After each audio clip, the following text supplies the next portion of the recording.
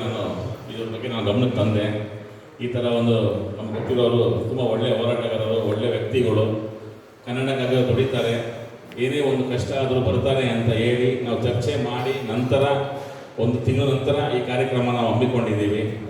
ನಾನು ಹೇಳೋದೇನಪ್ಪ ಅಂದರೆ ಎರಡೇ ಮಾತನ್ನು ಮುಗಿಸ್ತೀನಿ, ಅನೇಕರು ಮಾತಾಡಬೇಕು. ಇದು ಒಂದೇ ಪಕ್ಷ ಅಂತಲ್ಲ, ನಾವು ಯಾವುದೇ ಒಂದು ನನಗೆ ಸಂಬಂಧ ಇದ್ದಿರೋ ರಾಜ್ಯ ಇದ್ರೂ ನಾನು ಅದನ್ನು ಮಾಡ್ತೀನಿ. ಮುಂದಕ್ಕೆ ಕೆಂಗೇರಿಯಲ್ಲೂ ಆದಷ್ಟು ಬೇಗ ಒಂದು ಶಾಖೆ ನಡೀತಾ ಕಾರ್ಯಕ್ರಮ ನಾವು ಅಂದ್ಕೊಂಡಿದ್ದೀವಿ, ತಂದಿದ್ದೀನಿ ಅದನ್ನು ಆದಷ್ಟು ಬೇಗ ನಾವು ಮಾಡ್ತೀವಿ. ಇನ್ನು ಅನೇಕ ನಮ್ಮ ಸಂಘಟನೆಯಲ್ಲಿ ಮಹಿಳೆಯರು ಅವರಿಂದ ಮುಂದೆ ಬರ್ತಾರೆ, ಆಲ್ರೆಡಿ ತುಂಬ ಜನ ಮುಂದೆ ಬಂದಿದ್ದಾರೆ, ಇನ್ನು ಮುಂದೆ ಬರ್ತಾರೆ. ವೇದಿಕೆಯಲ್ಲಿ ಯಾರು ಮಾತಾಡಲ್ಲ ಅಂತ ಹೇಳ್ತಾರೋ ಇನ್ನು ಮುಂದೆ ಅವರು ಹೆಚ್ಚಿನಾಗಿ ಮಾತಾಡುವಂತೆ ಎಲ್ಲರೂ ಆಗ್ತಾರೆ ಅಂತ ಒಂದು ನಂಬಿಕೆ ನನಗಿದೆ.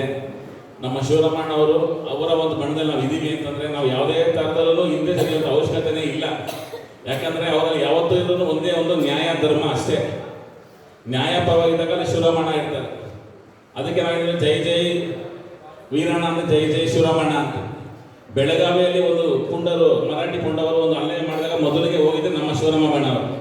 ಮೊದಲಿಗೆ ಹೋಗಿದ್ದ ನಾವೇನೆ ಅಲ್ಲಿ ಹೋರಾಟ ಮಾಡಿ ನ್ಯಾಯ ತಂದು ಕೊಡಿಸಿದ್ರು ನಮ್ಮ ಶಿವರಾಮ ಒಡಬಣ್ಣ.